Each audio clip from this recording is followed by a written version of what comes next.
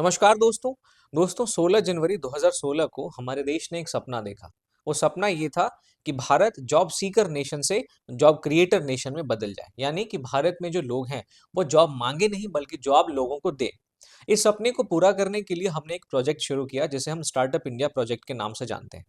आज 2026 में जब हमने 16 जनवरी को राष्ट्रीय स्टार्टअप दिवस मनाया, तो इस राष्ट्रीय स्टार्टअप दिवस पे हमने ये देखा कि किस तरीके से स्टार्टअप इंडिया प्रोजेक्ट ने इस 10 साल पूरे होने के बाद हमारे देश के स्टार्टअप इकोसिस्टम को दुनिया भर का तीसरा सबसे बड़ा स्टार्टअप इकोसिस्टम बना दिया है। कैसे इस प्रोजेक्ट ने हमारे यहाँ पे अर्थव्यवस्था में काफी परिवर्तन ला दिया है, कैसे इस प्रोजेक्ट ने हमारे देश के लोगों की मानसिकता में काफी परिवर्तन ला दिया है। अब पहले जो हमारे देश में नौकरियों को ही सामाजिक सुरक्षा के नजरिए से देखा जाता था, अब हमारे देश में जो रिस्क टेकिंग है, जो जोखिम लेना है, इस जोखिम लेने को भी समाज में एक इज्जतदार नजर से देखा जाता है। तो कैसे इस स्टार्टअप इंडिया ने हमारे देश में इन ये सारे परिवर्तनों को किया, आज के सेशन में हम इसी को समझने की कोशिश करेंगे। इस स्टार्टअप इंडिया के 10 सालों में क्या-क्या उपलब्धियां रही, हम इसके बारे में बात करेंगे। इसके सामने क्या-क्या चुनौतियां रही, हम इसके बारे में बात करेंगे और इन चुनौतियों से पार पाने के लिए हमारे आगे की राह क्या हो सकती है, हम इसके बारे में बात करेंगे। तो आई एम योर दोस्त Rahul Sharma and I welcome you all to Rahul Sharma education. दोस्तों, स्टार्टअप इंडिया की उपलब्धियों को जानने से पहले हमें यह समझना पड़ेगा कि स्टार्टअप इंडिया योजना है क्या। तो सबसे पहले इसके संक्षिप्त परिचय के बारे में हम बात करते हैं। स्टार्टअप इंडिया भारत सरकार की एक पहल है जिसका उद्देश्य भारत के अंदर नवाचार यानी इनोवेशन और उद्यमिता यानी कि एंटरप्रेन्योरशिप इसको बढ़ावा देना है। इस योजना के तीन प्रमुख स्तंभ हैं। पहला है सरलीकरण एवं हैंड होल्डिंग। इसका मतलब यह है कि सरलीकरण के तहत सरकार ने कई सारे टैक्स कानूनों में रियायत दी। जो भी स्टार्टअप को शुरू करने के लिए कानूनी प्रोसेस होता था, उस प्रोसेस को ज्यादा सरल बनाया। हैंड होल्डिंग का मतलब है कि शुरुआती चरण में सरकार ने स्टार्टअप्स का मार्गदर्शन किया। जो इंटेलेक्चुअल प्रॉपर्टी राइट से संबंधित दिशा निर्देश होते हैं या फिर जो टैक्स से संबंधित दिशा निर्देश होते हैं, इन सारे दिशा निर्देशों को सरकार ने ज्यादा आसान कर दिया और जो नए नए स्टार्टअप्स खुलने वाले थे उनको हाथ पकड़ के, हैंड होल्डिंग मतलब हाथ पकड़ के उनका मार्गदर्शन किया। फिर दूसरा जो स्तंभ है वो है वित्तीय सहायता, यानी सरकार ने शुरुआती चरण में इन सारे स्टार्टअप्स के लिए पूंजी उपलब्ध कराई। ये पूंजी कई तरीके से उपलब्ध कराई गई। एक तो सबसे पहले सरकार ने FFS यानी fund of funds for startups को शुरू किया। इसके बाद आप देखेंगे सरकार ने वेंचर कैपिटल के माध्यम से भी इन सारे नए स्टार्टअप को शुरू किया। वेंचर कैपिटल एक ऐसा कैपिटल होता है जो किसी भी नए स्टार्टअप को या किसी नए प्रोजेक्ट को शुरू करने के लिए लगाया जाता है। तो सरकार ने कई तरीके से, आप देखेंगे, वित्तीय सहायता इन सारे नए स्टार्टअप्स को प्रदान की। सरकार ने सीड फंडिंग स्कीम को शुरू किया। इस सीड फंडिंग स्कीम्स के माध्यम से भी आप देखेंगे कि सरकार ने वित्तीय सहायता प्रदान करवाई। और तीसरा जो पिलर है वो है इंक्यूबेशन एवं उद्योग शिक्षा साझेदारी। मतलब कि सरकार ने ना केवल पैसा उपलब्ध कराया बल्कि आप देखेंगे तकनीकी मार्गदर्शन भी सरकार ने किया। इसके लिए आप देखेंगे अटल इंक्यूबेशन सेंटर है। इसके अलावा अटल टिंकरिंग लैब्स सरकार ने खोले ताकि जो हमारे देश के युवा हैं जो कि स्टार्टअप्स खोलना चाहते हैं, जो अलग अलग क्षेत्र में इनोवेशन करना चाहते हैं, उनको इनोवेशन करने के लिए लैब्स मिल सके, उनको इनोवेशन करने के लिए जो भी सुविधाओं की जरूरत है वो सुविधाएं उनको दी जा सके। अब इन तीन प्रमुख स्तंभों के माध्यम से सरकार ने कई सारे लाभ प्रदान किए, टैक्स में छूट प्रदान की, इवन की सेल्फ सर्टिफिकेशन की भी बात सरकार ने सरलीकरण के तहत की, ताकि स्टार्टअप्स के लिए जो सर्टिफिकेशन की जरूरत होती है वो जो स्टार्टअप्स हैं वो खुद ही से कर सके। फिर सीड फंडिंग के बारे में मैंने आपको बताया और स्टार्टअप्स के लिए एक अनुकूल नियामक वातावरण सरकार ने तैयार किया। जो भी कॉम्प्लेक्सिटी हमारे यहाँ पे कानूनों में थी जिसकी वजह से स्टार्टअप को शुरू करने में काफी देरी होती थी, उन कानूनों में थोड़ी सी ढील दी, उन कानूनों में थोड़ा सा सरलीकरण किया। तो इस योजना के कई सारे हमें लाभ देखने को मिलते हैं। अब अगर इस योजना के 10 वर्षों में प्रमुख उपलब्धियों की बात करें कि इन 10 वर्षों में, जब 2016 में हमने इस योजना को शुरू किया था और आज जब हम 2026 में हैं, तो इन 10 सालों में इस योजना ने क्या-क्या उपलब्धियां हासिल की, तो इसको हम छोटे-छोटे सब हेडिंग्स के माध्यम से समझते हैं। सबसे पहले हम देखते हैं कि इन 10 वर्षों में रिकॉर्ड स्टार्टअप वृद्धि हुई है। देखिए क्या परिवर्तन आया, आप इसको समझिए। 2025 में हमारे यहाँ पे 44,000 से ज्यादा नए स्टार्टअप पंजीकृत हुए और ये एक साल में पंजीकृत होने वाली सर्वाधिक स्टार्टअप की संख्या है। केवल 2025 की मैं बात कर रहा हूं, केवल 2025 में 44,000 नए स्टार्टअप को पंजीकृत किया गया और ऐसे में भारत जो है वो विश्व का तीसरा सबसे बड़ा स्टार्टअप इकोसिस्टम अब बन चुका है। 2014 में दोस्तों, जबकि हमारे देश में स्टार्टअप इंडिया प्रोजेक्ट नहीं था, तो उस समय पे हमारे देश में 500 से भी कम स्टार्टअप थे और केवल 4 यूनिकॉर्न थे। लेकिन जब आज हम 2026 में हैं, तो 2025 की बात अगर हम करें तो 2025 तक हमारे देश में 2 लाख से ज्यादा ऐसे स्टार्टअप्स हैं जिनको DPIIT से मान्यता प्राप्त है। हमारे देश में जहां 2014 से पहले केवल 4 यूनिकॉर्न्स थे, आज हमारे देश में 2026 में 125 से ज्यादा सक्रिय यूनिकॉर्न्स हैं। तो रिकॉर्ड स्टार्टअप वृद्धि सबसे पहले स्टार्टअप इंडिया की प्रमुख उपलब्धियों में से एक है। फिर उसके बाद इस स्टार्टअप इंडिया प्रोजेक्ट के आने के बाद हमारे देश में कल्चरल शिफ्ट देखने को मिलता है। हमारे देश की संस्कृति में एक बदलाव देखने को मिला, और बदलाव ये था कि अब हमारे समाज ने रिस्क टेकिंग को स्वीकार कर लिया। पहले नौकरी को ही सामाजिक सुरक्षा माना जाता था, नौकरी को ही जीवन जीने का सबसे बेहतर तरीका माना जाता था, और अगर कोई नौकरी लेने में असफल हो जाता था तो उसको कलंक की दृष्टि से देखा जाता था। लेकिन स्टार्टअप इंडिया प्रोजेक्ट ने हमारे देश में इस कल्चरल शिफ्ट को जन्म दिया है। इस कल्चरल शिफ्ट में हमने देखा कि अब रिस्क टेकिंग को समाज इज्जतदार नजर से देखता है। समाज में अब ये मानसिकता बनी है कि अब हम जॉब सीकर से जॉब क्रिएटर बने, यानी कि नौकरी पाने वाले के बदले अब हम नौकरी देने वाले बने।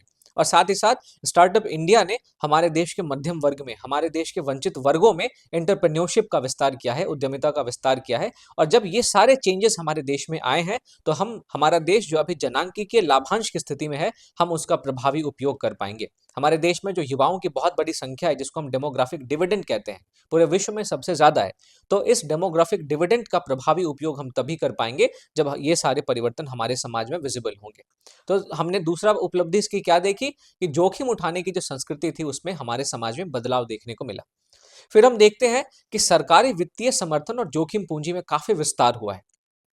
जब स्टार्टअप इंडिया 2016 में शुरू किया गया था, तो उस समय सरकार द्वारा वित्तीय समर्थन बहुत न्यूनतम था। लेकिन आज जब हम 2026 में हैं, 2025 खत्म हो चुका है, तो हमारे देश में आप देखेंगे एक fund of funds for startups बनाया गया और इसके तहत 25,000 करोड़ का निवेश किया जा चुका है।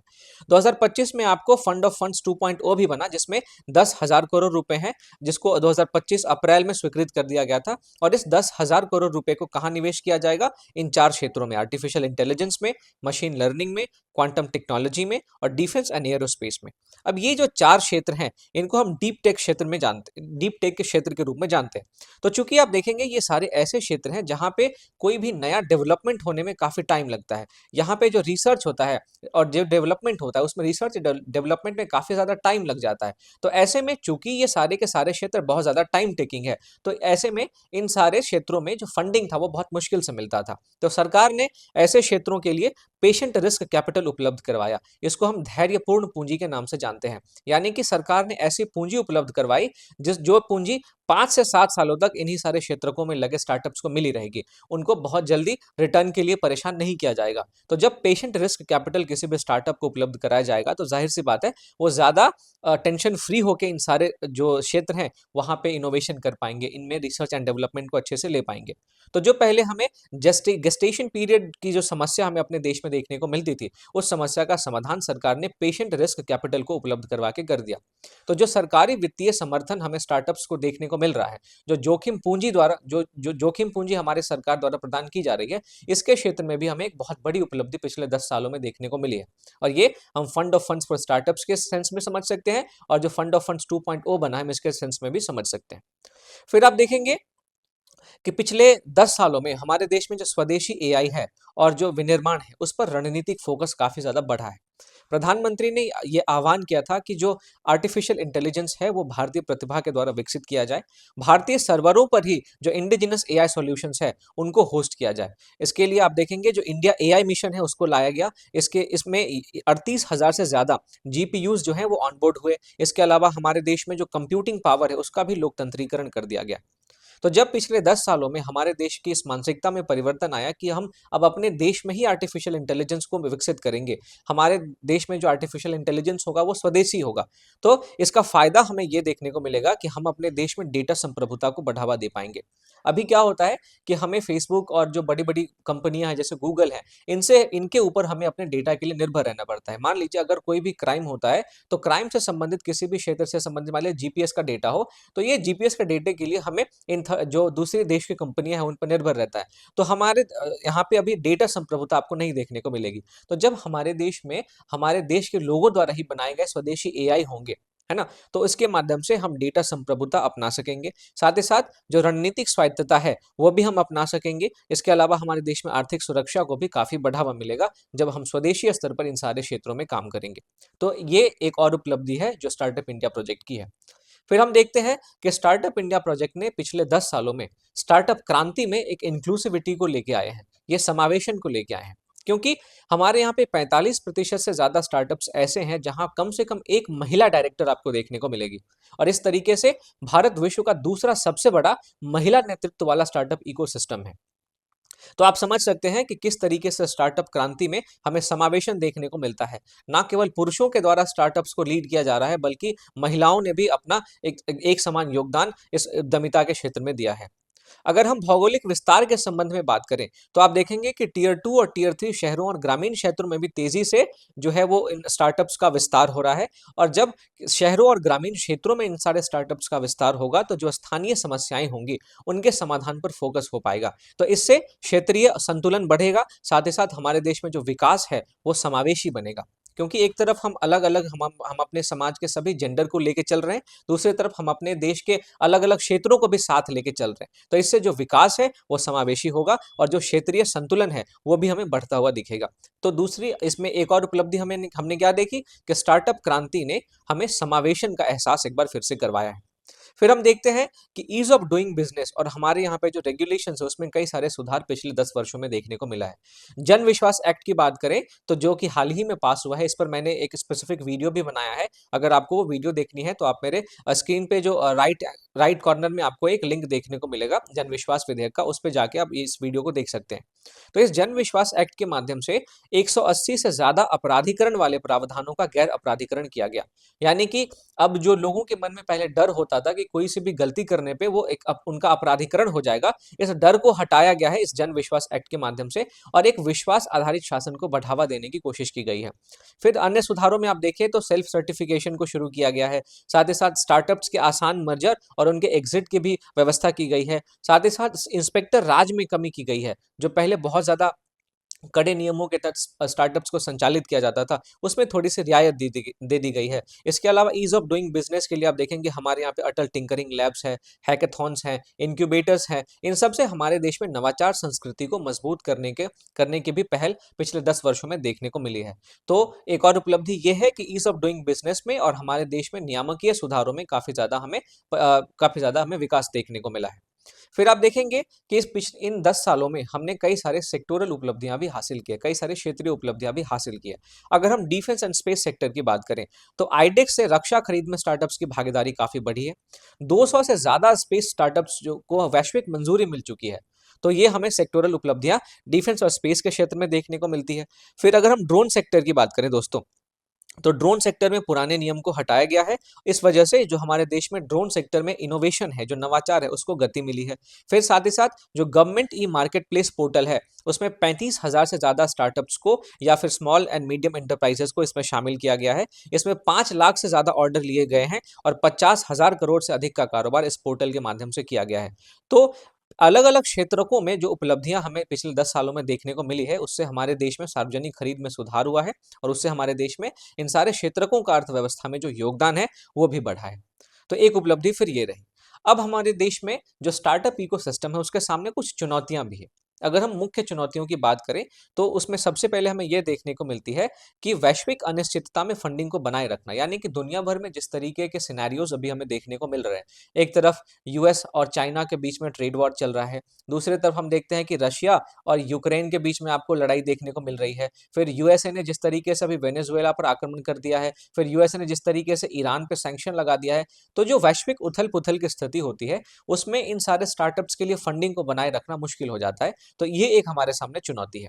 फिर उसके बाद हम देखते हैं कि जो डीप टेक है, जिसमें आप क्वांटम टेक्नोलॉजी देखेंगे, जिसमें आप आर्टिफिशियल इंटेलिजेंस देखेंगे, जिसमें आपका स्पेस टेक है, तो इन सारे क्षेत्रों में बहुत ज्यादा कौशल की जरूरत होती है। तो इन सारे कौशल की जरूरतों को हम किस तरीके से पूरा करेंगे और जो रिसर्च एंड डेवलपमेंट में हमारे देश में जो अंतर देखने को मिलता है, इन अंतर को हम कैसे दूर करेंगे, ये भी हमारे सामने एक मुख्य चुनौती अपने देश के अंदर स्टार्टअप्स में। इसके अलावा स्टार्टअप्स के संदर्भ में हमें साइबर सुरक्षा भी देखने को मिलती है। फिर हमें डेटा गवर्नेंस पे भी थोड़ी सी चुनौती देखने को मिलती है। यानी कि जो स्टार्टअप्स हैं उनको साइबर सुरक्षा प्रदान करना पड़ेगा, क्योंकि हो सकता है उन पे साइबर अटैक हो और वो स्टार्टअप सिस्टम, मान लीजिए कोई डिफेंस का स्टार्टअप है, ठीक है। अब इस डिफेंस के स्टार्टअप पे अगर कोई साइबर अटैक होता है तो इस साइबर अटैक की वजह से जो इसकी सारी जानकारी है, जो कि बहुत ही सीक्रेट जानकारी होनी चाहिए, वो जानकारी अगर पब्लिक डोमेन में आ जाएगी तो जाहिर सी बात है इससे हमारे देश के साख को काफी नुकसान पहुंचेगा। तो साइबर सुरक्षा की एक तो चिंता यह है, दूसरा है डेटा गवर्नेंस। अब अगर किसी स्टार्टअप के द्वारा डेटा का जो इस्तेमाल किया जा रहा है वो सही इस्तेमाल किया जा रहा है नहीं किया जा रहा है, इस बात को भी हमारे यहाँ पे ध्यान में रखने की जरूरत है। फिर इसके बाद हमारे यहाँ पे क्षेत्रीय और सेक्टोरल असंतुलन को भी हमें दूर करना पड़ेगा। अलग अलग क्षेत्र में जो आप देखेंगे स्टार्टअप्स को लेकर अलग अलग मानसिकता है, उसको हमें दूर करना पड़ेगा। अलग अलग क्षेत्र की स्टार्टअप के संदर्भ में विकास की गति अलग अलग है, हमें उसको दूर करना पड़ेगा। फिर अलग अलग सेक्टर में हमें जो स्टार्टअप्स को लेकर विकास देखने को मिलता है उसमें असंतुलन देखने को मिलता है। डिफेंस के सेक्टर में आप देखेंगे, या जो मैंने आपको बताया जो डीप टेक है, तो डीप टेक के क्षेत्र में हमें उस तरीके की स्टार्टअप्स के विकास में गति नहीं दिखती है जिस तरीके की हमें दूसरे क्षेत्रों में देखने को मिलती है। तो इस सेक्टोरल असंतुलन को भी हमें एक चुनौती के तौर पर हम देखते हैं और इससे भी हमें पार पाना होगा। तो ये सारी चुनौतियां हमारे देश में स्टार्टअप्स के लिए हैं, और इन सब चुनौतियों को हम कैसे आगे लेके बढ़ सकते हैं। तो एक तो हम अकेडेमिया और इंडस्ट्री का सहयोग कर लें, यानी कि हमारे देश में जो शिक्षा की व्यवस्था है और हमारे देश में जो उद्योगों की जरूरत है, इन दोनों को हम ऐड कर देंगे। जो उद्योग की जरूरत है, अगर उससे संबंधित शिक्षा हमारे स्कूलों में हमारे कॉलेजों में दिया जाए, तो जाहिर सी बात है इन दोनों के सहयोग से हमारे देश में जो विकास है वो बहुत तेजी से बढ़ेगा। और ये विकास कैसा होगा, ये शिक्षा कैसी होगी, ये शिक्षा जो है वो रोजगार वाली शिक्षा होगी, रोजगार आधारित शिक्षा होगी, क्योंकि पढ़ते पढ़ते ही उनको रोजगार दिया जा सकेगा, पढ़ते पढ़ते ही उनको प्रोजेक्ट दिए जा सकेंगे, जिस प्रोजेक्ट के माध्यम से उद्योगों की जरूरत को पूरा किया जा सकेगा। तो ऐसे में हमारे देश में जो आप बेरोजगारी की समस्या देखते हैं, उस बेरोजगारी की समस्या से भी हमें कुछ हद तक जो आप देखेंगे राहत मिलेगी। साथ ही साथ आगे की राह में ये भी हम देख सकते हैं कि हमारे जो राष्ट्रीय मिशन है, चाहे वो एआई पे हो, स्पेस पे हो, डिफेंस पे हो या क्लाइमेट टेक पे हो, इन सब का हम राष्ट्र स्टार्टअप के साथ अगर एकीकृत कर दें इन सबको, तो इससे भी इस तरीके से भी हम आगे बढ़ सकते हैं। कहने का मतलब कि अगर आर्टिफिशियल इंटेलिजेंस के क्षेत्र में या फिर क्लाइमेट टेक्नोलॉजी के क्षेत्र में हमने अगर कई सारे स्टार्टअप्स को बढ़ावा देना शुरू किया, तो इससे हमारा देश काफी जल्दी आगे बढ़ सकता है। क्योंकि क्लाइमेट टेक में अगर हमने स्टार्टअप को बढ़ावा दिया, तो एक तरफ तो हम क्या कर पाएंगे, जो जलवायु परिवर्तन है उस पर भी नियंत्रण कर पाएंगे, और दूसरी तरफ जब इस क्षेत्र में हमने स्टार्टअप को शुरू किया तो इससे हम रोजगार भी दे पाएंगे। तो इससे हमें दोहरा फायदा देखने को मिलेगा। ठीक है, तो इसलिए जो हमारे राष्ट्रीय मिशन हैं उनको हम स्टार्टअप के साथ एकीकृत करके आगे बढ़ सकते हैं। साथ ही साथ हम घरेलू स्तर पर विनिर्माण को बढ़ावा दे सकते हैं, क्योंकि जब घरेलू स्तर पर विनिर्माण को बढ़ावा देंगे तो इससे मांग बढ़ेगी, और जब मांग बढ़ेगी तो इस मांग को पूरा करने के लिए और ज्यादा नए नए स्टार्टअप्स आपको आते हुए दिखेंगे। साथ ही साथ हमारे देश में जो स्टार्टअप हैं उनको एक्सपोर्ट ओरिएंटेड बना सकते हैं, निर्यात उन्मुख बना सकते हैं। साथ ही साथ इनको हम वैश्विक स्तर पर प्रतिस्पर्धी स्टार्टअप भी बना सकते हैं, और इस तरीके से हम इन चार कदमों के माध्यम से अपने देश में आगे की रणनीति को लेकर आगे बढ़ सकते हैं। तो दोस्तों, मैं उम्मीद करता हूं कि इस सेशन में मैंने स्टार्टअप इंडिया के बारे में जो भी बातें आपके साथ डिस्कस की वो आपको समझ में आई होगी, और अगर आपको कोई कंफ्यूजन है तो मुझसे कमेंट सेक्शन में जरूर पूछें। इस पूरी चर्चा के आधार पर ये हमारा निष्कर्ष निकलता है कि स्टार्टअप इंडिया के 10 साल पूरा होने के बाद भारत में जिस तरीके से हमें स्टार्टअप्स में विस्तार देखने को मिला है, वो केवल संख्यात्मक विस्तार नहीं है, बल्कि ये जो विस्तार है वो हमारे देश में एक संरचनात्मक परिवर्तन का प्रतीक है। हमारे देश में डिजिटल पब्लिक इंफ्रास्ट्रक्चर, जो सुधार आधारित शासन है, साहसी युवा जनसंख्या के सहारे जो भारत का स्टार्टअप इकोसिस्टम अब पहले एक्सपेंड कर रहा था, अब ये एक्सपेंशन से एक सस्टेनेबल स्केल की तरफ बढ़ रहा है। ठीक है, तो इस तरीके से हमारे जो लक्ष्य हैं कि 2030 में हम 7.3 ट्रिलियन की इकोनॉमी बने, जो हम 2047 में विकसित भारत हम बने, तो इन सारे लक्ष्यों की प्राप्ति में जो स्टार्टअप्स हैं वो केंद्रीय भूमिका निभाते रहेंगे। और जिस तरीके से हमारे देश में स्टार्टअप्स की प्रगति हो रही है, अगर उसी गति से प्रगति होती रही तो इन सारे लक्ष्यों की प्राप्ति हम बहुत ही जल्दी कर पाएंगे, और ये जो हमारा विकसित भारत 2047 तक बनने का सपना है, वो हमारा सपना सिर्फ सपना नहीं रहेगा, वो एक सच्चाई में तब्दील हो जाएगा। तो दोस्तों, इस पूरी चर्चा के आधार पे आप इस मेंस के प्रश्न को लिख सकते हैं, और इसको आप मेरे आंसर राइटिंग वाले ग्रुप में पोस्ट कर सकते हैं, जहां पे बहुत सारे बच्चे ऑलरेडी आंसर लिख रहे हैं। तो आप इस आंसर को वहां पे पोस्ट कर सकते हैं और एक दूसरे के आंसर को इवैल्यूएट भी कर सकते हैं। ठीक है, तो इस तरीके से आज का हमारा जो ये सेशन है वो यहीं पे फिनिश होता है। अगर आपको ये सेशन पसंद आया हो तो उसको लाइक जरूर करें। अगर आपने चैनल को दोस्तों सब्सक्राइब नहीं किया है तो सब्सक्राइब जरूर करें, अपने दोस्तों में भी शेयर करें। और इस सेशन के पीडीएफ के लिए आप मेरे Telegram channel Rahul Sharma current affairs को जरूर ज्वाइन करें, जिसका लिंक आपको डिस्क्रिप्शन में मिल जाएगा। तो ऐसे ही इंटरेस्टिंग वीडियो के साथ मिलता हूँ अगले वीडियो में, तब तक के लिए थैंक यू फॉर वॉचिंग।